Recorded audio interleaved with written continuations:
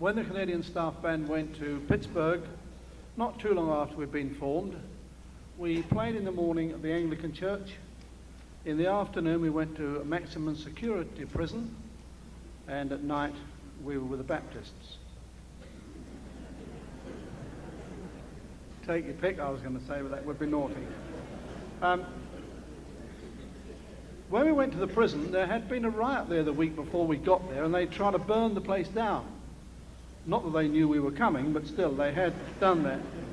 And unlike Britain, the prisoners had the option. They could either come and hear the music, or they could walk in the grounds. And when we got there weren't very many people came in, just a few. And I thought that's a pity, because they're all out there. We would like them to come and hear us. So we played a few up-tempo numbers, and gradually the place filled up. And it was quite a terrifying thing, because all the people there were people who were there, I think, for life. So there they sat. On the front row, excuse me looking at you, madam, I don't mean you, but on the front row, there was a gentleman, a huge black man. And the odd thing about it was, although the place was in semi-darkness anyway, because they burnt all the lights, this man sat there with a huge pair of dark glasses on. And there he sat. Derek played a cornet solo. And as he got going, it got hotter and hotter, the piece did. And this man got excited and kept saying, "Go man, go man, go man." Now, I didn't realise that he was enjoying it.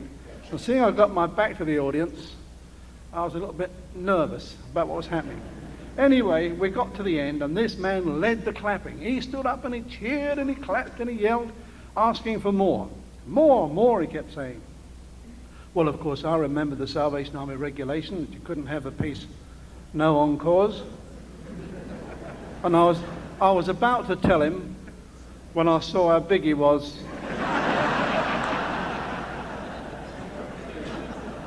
And said, of course, you may have it again. Well, of course, it was a tough solo Derek had just got through. So I thought, well, I better give him a rest. So I tried to talk to the people a bit to give him a go to get his lip back.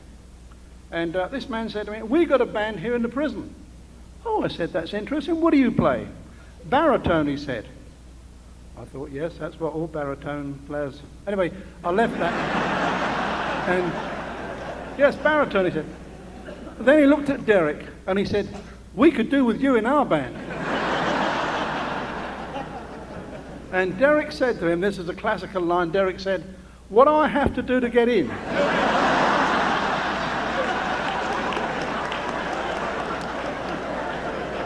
Well, so we played it again. Do you know, when we finished there, this big man, he helped us get all the gear out of the door. They wouldn't actually let him take it outside into the coach. But he carted all his gear, great basses. He got several of them under his arms.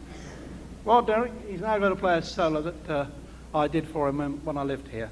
It's called Golden Slippers, and most of you will have heard it many times before, but we'll do it again this evening.